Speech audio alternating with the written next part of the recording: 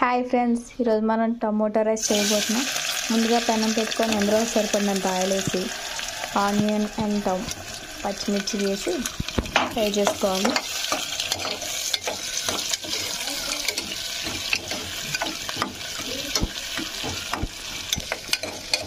అది కొంచెం golden colour వచ్చేదాకా వేగిన తర్వాత ముందుగా కట్ చేసి పెట్టుకున్న టమాటో ముక్కలు వేసుకోవాలి.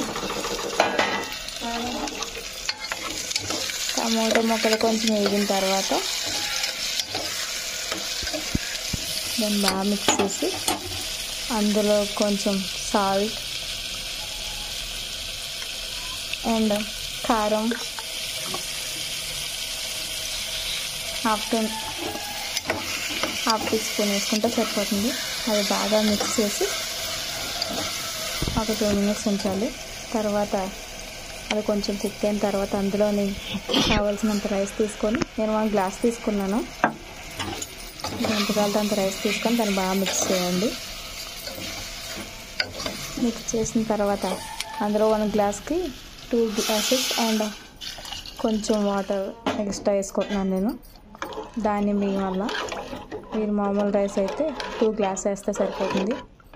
మిక్స్ చేసుకొని ఒక 3-4 విజిల్స్ వచ్చేదాకా ఉంచి